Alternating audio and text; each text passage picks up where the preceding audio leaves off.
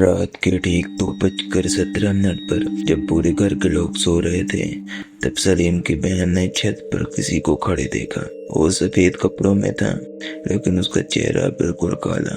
और सबसे डरावनी बात, उसने नीचे झुककर देखा तो उसकी आंखें बिल्कुल लाल चमक रही थी। अगले 10 सेकंड में जो हुआ, उसके बाद उस घर में कोई कभी अकेला नहीं सोया। आज जो कहानी मैं आपको सुनाने चाह रहा हूँ, वो एक ऐसी घटना है जिसे वेस्ट बंगाल के एक परिवार ने खुद महसूस किया था। ये कहानी एक जिन की है जो पहले सिर्फ परछाई की तरह दिखा, फिर धीरे धीरे पूरे घर पर कब्जा करने लगा।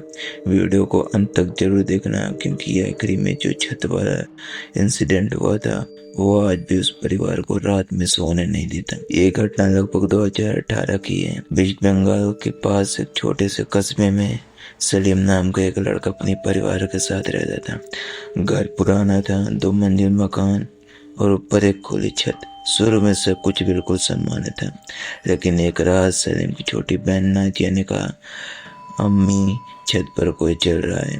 सबको लगा शायद बिल्ली होगी, लेकिन जब उसके अब्बू ऊपर गए तो वहाँ कोई नहीं था। सिर्फ एक कोने में पानी से गीले पैरों के निशान बने हुए थे। अगली रात फिर वही आवाज, धीरे धीरे चलने की, ठक ठक ठक ठक, जैसे कोई नंगे पैर छत पर घूम रहा हो। इस बार सलीम ने खुद ऊपर जाकर देखने का फैसला किया, लेकिन जैसे ही वो सीढ़ियों से ऊपर पहुंचा, आवाज अचानक बंद हो गई। पूरी छत खाली थी, मगर एक चीज ने उसके होश उड़ा दिए। छत के कोने में रखी कुर्सी अपने आप धीरे धीरे हिल रही थी। उस दिन के बाद घर में अजीब घटनाएं शुरू हो गई। रात में दरवाजे अपने आप खुल जाते, रसोई में बर्तन की आवाज आती, और सबसे अजीब, नाजिया अक्सर नींद में किसी से बात करती थी। एक रात उसकी अम्मी ने सुना, वो धीमी आवाज में बोल रही थी, तुम कौन? और दूसरी तरफ से एक भारी मर्दाना आवाज आई, ये घर हमारा है। अम्मी डर के मारे वहीं जम गई।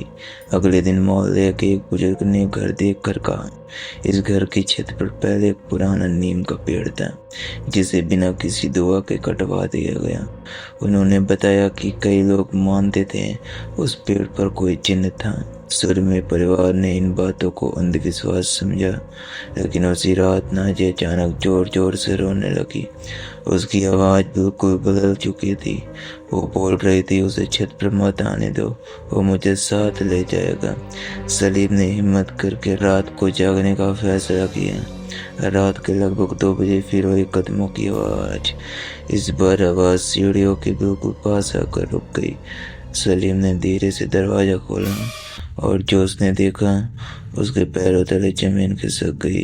छत के बीचों बीच एक लंबा सा साया खड़ा हुआ था, कम से कम 7 फुट लंबा।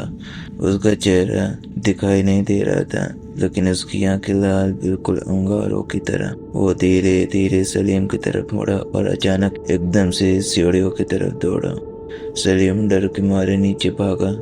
जैसे ही वो नीचे पहुंचा, ऊपर से इतनी जोर की आवाज आई जैसे कोई भारी चीज गिर गई हो। जब सब लोग ऊपर गए तो छत के बीचों बीच नीम के पत्ते बिखरे पड़े थे, जबकि वहाँ कोई पेड़ था ही नहीं।